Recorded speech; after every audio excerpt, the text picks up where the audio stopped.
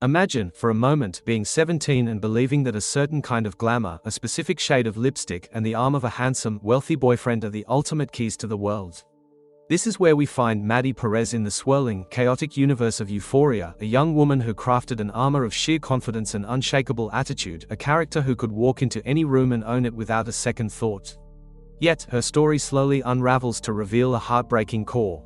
A girl trapped in a cycle of abuse with Nate Jacobs, a cycle so familiar and so poisoned with manipulation that leaving seemed not just impossible but unthinkable. To understand Maddy's journey, particularly her final, powerful stance of walking away for good, we have to look past the glitter and into the deep, complicated psychology of abuse, self-worth, and the painful courage it takes to break free. At first glance, Maddy appears to be the one in control. She is fierce, loyal, and possesses a street-smart wisdom that often leaves others in awe. Her relationship with Nate, from the outside, rejects her image of power couple perfection. They are beautiful, they come from a place of social status, and their passion is intense.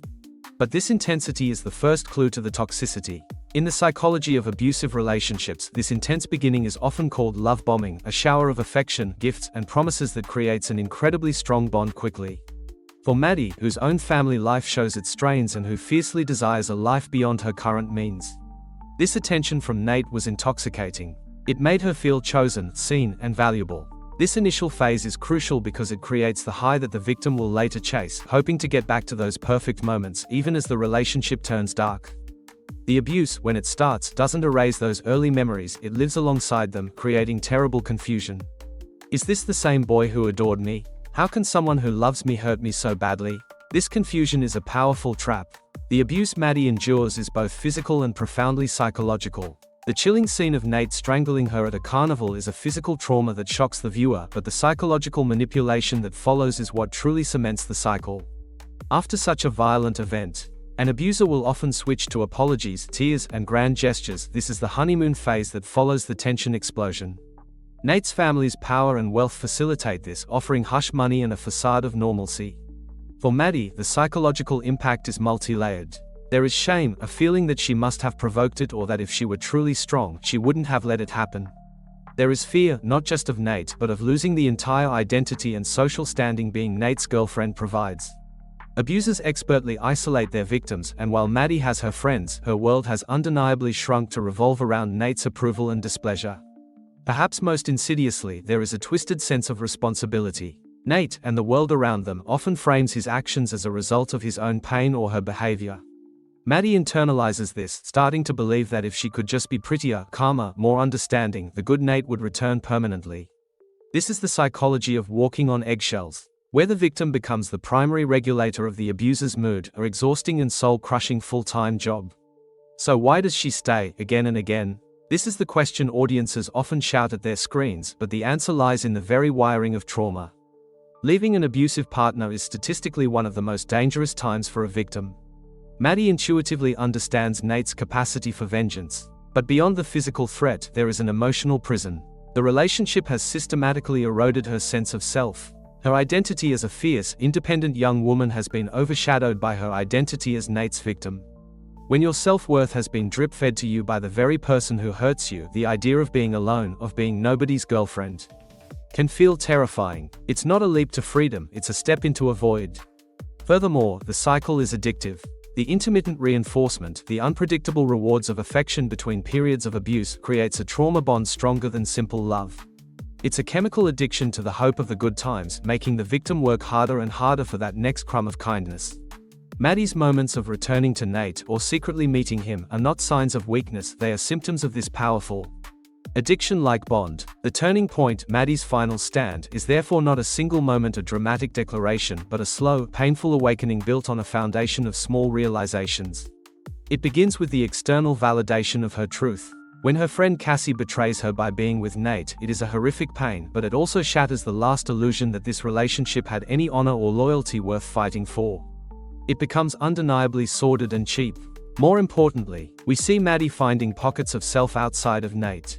Her job as a nanny is transformative. In caring for a child, she experiences unconditional appreciation and a sense of quiet competence. She is valued for her kindness and responsibility, not her looks or her ability to withstand drama. This healthy, simple connection rebuilds her from the outside in. She also witnesses other models of life. She sees the quiet desperation of the mother she works for, trapped in a different kind of gilded cage, and perhaps she sees a ghost of her own future. She also, crucially, begins to use her voice to protect others, like standing up for her friend Kat. Every time she acts from a place of intrinsic goodness and strength, she remembers who she was before Nate. Her final walk away is a masterpiece of psychological resolution portrayed through action, not a big speech. When Nate confronts her in that hallway, trying to exert his old control, she doesn't engage in the dramatic fight he craves. She doesn't yell or cry. She looks at him with a new, weary clarity. That look says, "I see you now.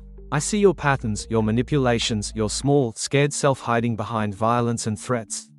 And I am bored." This is the ultimate dismantling of his power. She is no longer afraid, no longer addicted, no longer invested.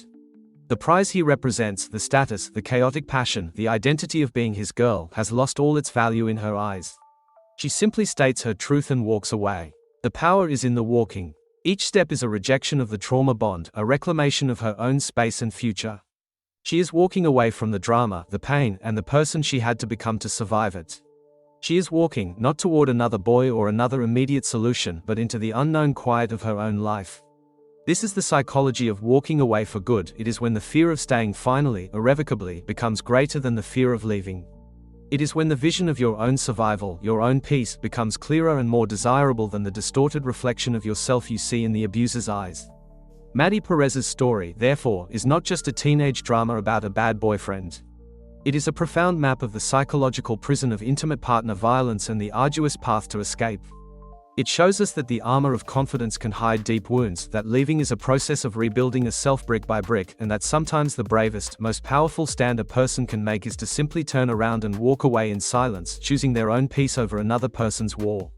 Her final stand is a quiet revolution, a declaration that her life, her mind, and her future are hers alone, and that is a victory more profound than any she ever won while wearing Nate's letterman jacket. It is a lesson in the simple, incredibly difficult psychology of deciding you are worth saving, and then, step by step, doing the work to save yourself.